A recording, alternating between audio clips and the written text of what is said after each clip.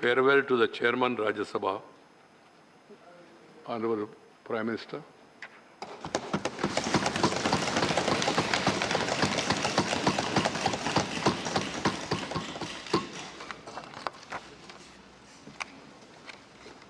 आदरणीय सभापति जी, आज हम सब सदन के सभापति और देश के उपराष्ट्रपति आदरणीय श्री वेंकैया नायडू जी को उनके कार्यकाल की समाप्ति पर उन्हें धन्यवाद देने के लिए उपस्थित हुए हैं।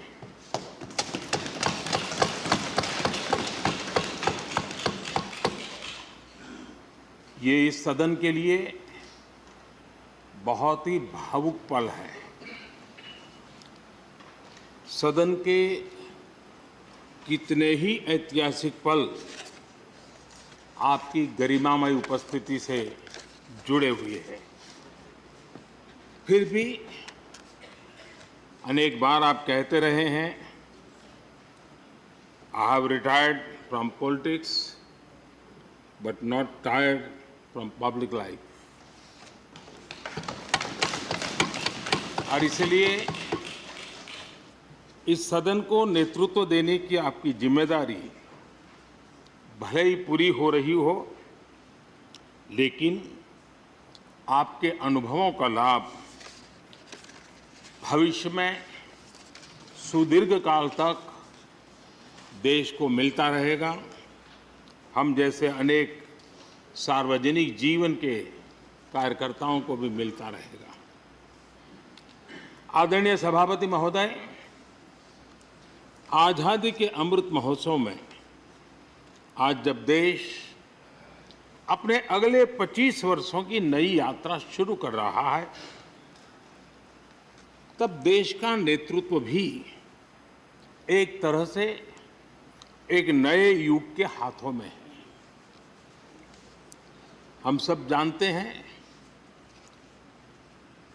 कि इस बार हम एक ऐसी 15 अगस्त मना रहे हैं जब देश के राष्ट्रपति, उपराष्ट्रपति, स्पीकर, प्रधानमंत्री सबके सब वो लोग हैं जो आज़ाद भारत में पैदा हुए हैं।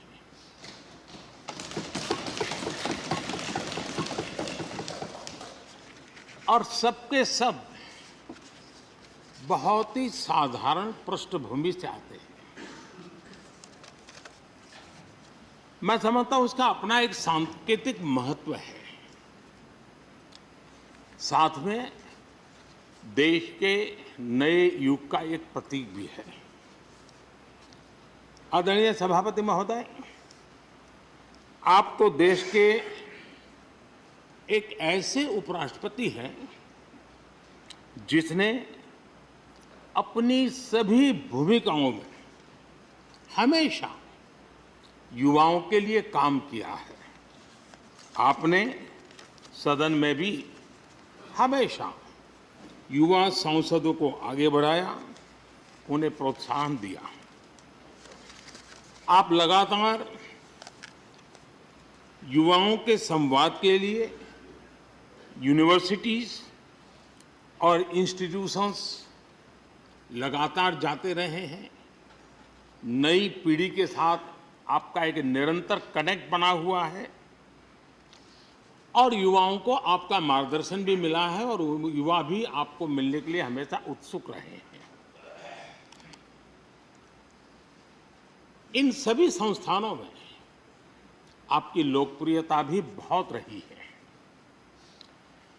मुझे बताया गया कि वाइस प्रेसिडेंट के रूप में आपने सदन के बाहर जो भाषण दिए, उनमें करीब करीब 25% युवाओं के बीच में रहे हैं। ये भी अपने आप में एक बहुत बड़ी बात है। आदरणीय सभापति महोदय, व्यक्तिगत रूप से मेरा ये सौभाग्य रहा है कि मैंने बड़े निकट से आपको अलग अलग भूमिकाओं में देखा है। बहुत सारी आपकी भूमिका ऐसी भी रही जिसमें आपके साथ कंधे से कंधा मिलाकर कार्य करने का भी मुझे सौभाग्य मिला है।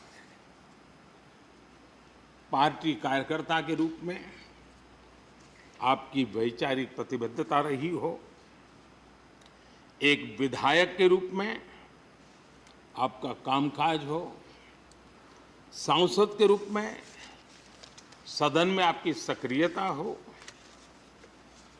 भारतीय जनता पार्टी के अध्यक्ष के रूप में आपका सांगठनिक कौशल्य और लीडरशिप की बात हो, कैबिनेट मंत्री के रूप में आपकी मेहनत,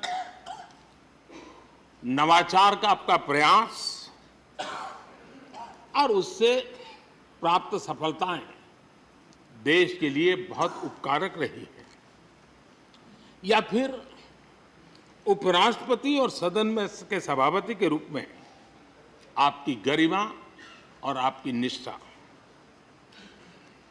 मैंने आपको अलग अलग जिम्मेदारियों में बड़े लगन से काम करते हुए देखा है। आपने कभी भी किसी भी काम को बोझ नहीं माना। आपने हर काम में नए प्राण फूंकने का प्रयास किया है। आपका जज्बा, आपकी ये लगन हम लोगों ने निरंतर देखी है। मैं इस सदन के जरिए प्रत्येक माननीय सांसद और देश के हर युवा से कहना चाहूंगा कि वो समाज, देश और लोकतंत्र के बारे में आपसे बहुत कुछ सीख सकते हैं।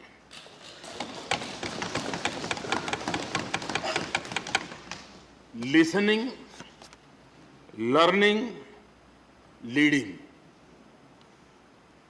कनेक्टिंग, कम्युनिकेटिंग, चेंजिंग और रिफ्लेक्टिंग,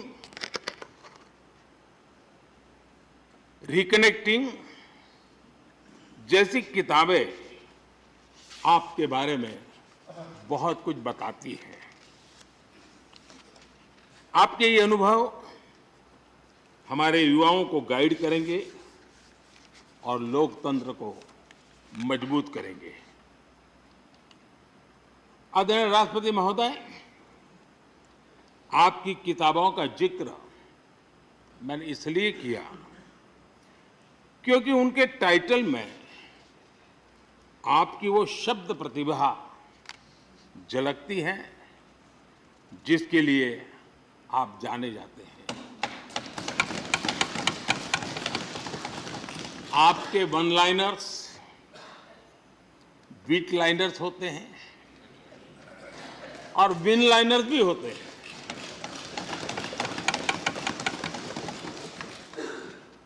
यानी उसके बाद कुछ और कहने की जरूरत ही नहीं रह जाती। Your each word is heard, preferred and revered and never countered.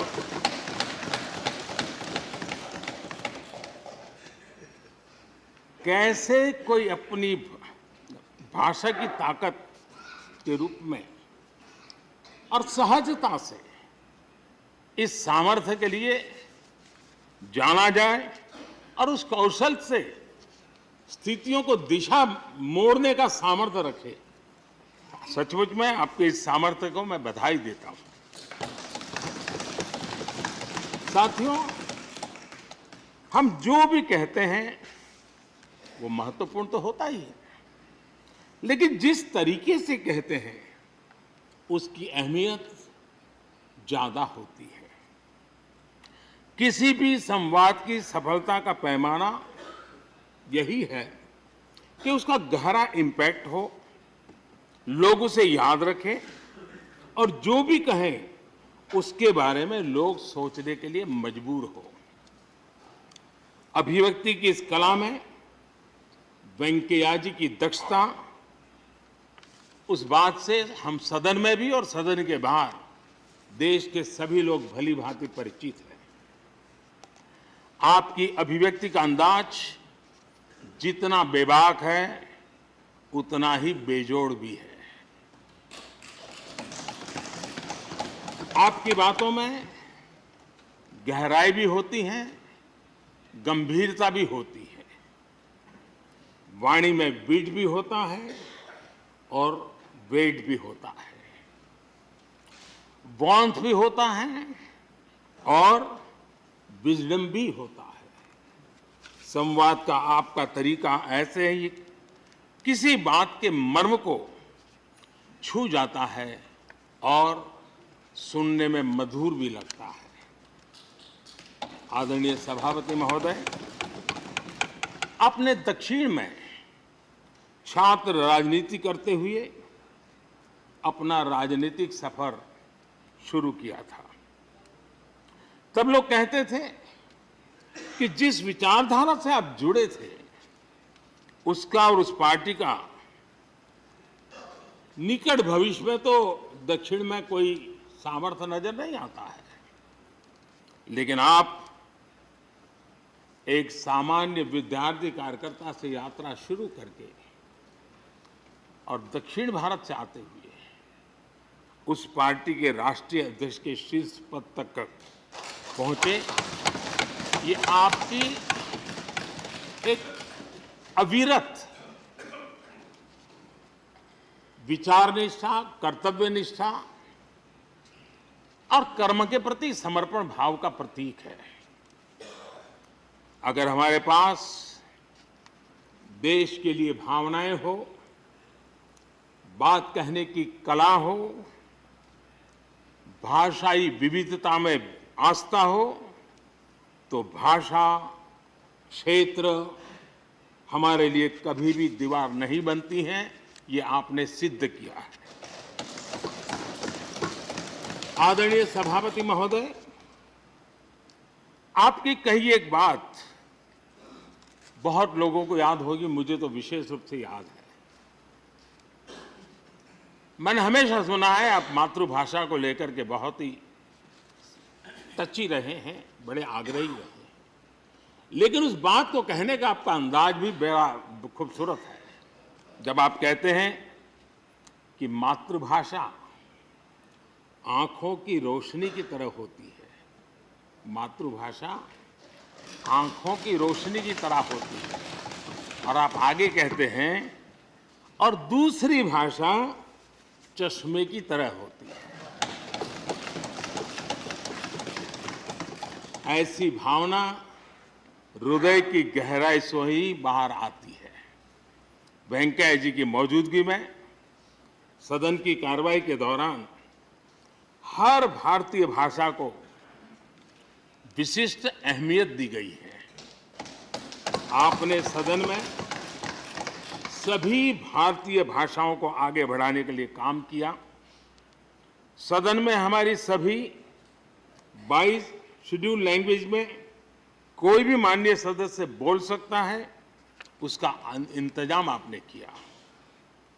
आपकी ये प्रतिभा, आपकी निष्ठा आगे भी सदन के लिए एक गाइड के रूप में हमेशा हमेशा काम करेगी। कैसे संसदीय और शिष्ट तरीके से भाषा की मर्यादा में कोई भी अपनी बात प्रभावी ढंग से कह सकता है, इसके लिए आप प्रेरणापुंज बने रहेंगे।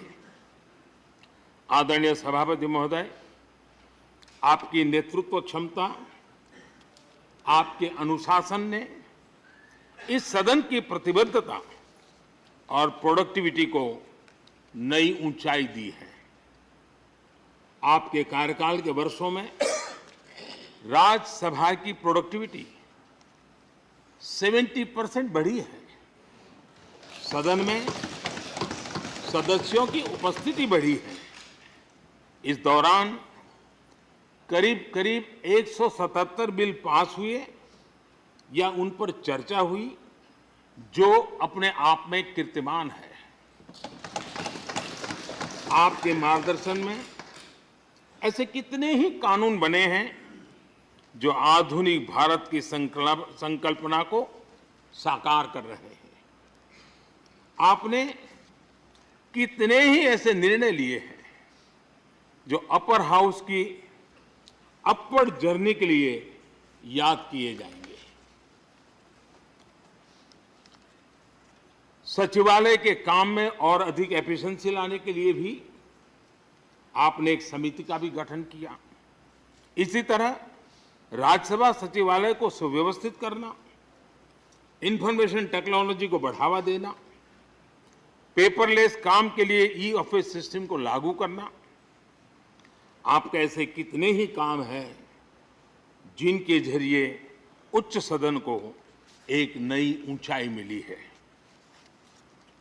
आदरणीय सभापति महोदय, हमारे यहाँ शास्त्रों में कहा गया है, न सा सभा यत्र न सन्ति वृद्धा न ते ये न वदन्ति धर्मम। अर्थात जिस सभा में अनुभवी लोग होते हैं वही सभा होती है, और अनुभव लोग वही है जो धर्म यानी कर्तव्य की सीख दें। आपने मार्गदर्शन में राज्यसभा ने इन मानकों को पूरी गुणवत्ता से पूरा किया है। आप माननीय सदस्यों को निर्देश भी देते थे और उन्हें अपने अनुभवों का लाभ भी देते थे, और अनुशासन को ध्यान में रखते हुए प्यार से डांटते भी थे। मुझे विश्वास है कि किसी भी सदस्य ने आपके किसी भी शब्द को कभी अन्यथा नहीं लिया। ये पूंजी तब पैदा होती है जब व्यक्तिगत जीवन में आप उन आदर्शों और मानकों का पालन करते हैं। आपने हमेशा इस बात पर बल दिया कि संसद में व्यवधान एक सीमा के बाद सदन की अवमानना के बराबर होता है। मैं आपके इन मानकों में लोकतंत्र की परिपक्वता को देखता हूं। पहले समझा जाता था कि अगर सदन में चर्चा के दौरान शोरगुल होने लगे तो कार्यवाही को स्थगित कर दिया जाता है, लेकिन आपने संवाद, संपर्क और समन्वय के जरिए न सिर्फ सदन को संचालित किया बल्कि उसे प्रोडक्टिव भी बनाया। सदन की कार्यवाही के दौरान जब सदस्यों के बीच कभी टकराव की परिस्थिति पैदा होती थी तो आपसे बार बार सुनने को मिलता था, let the government propose, let the opposition oppose and let the house dispose. इस सदन को दूसरे सदन से आए विधेयकों पर निश्चित रूप से सहमति या असहमति का अधिकार है।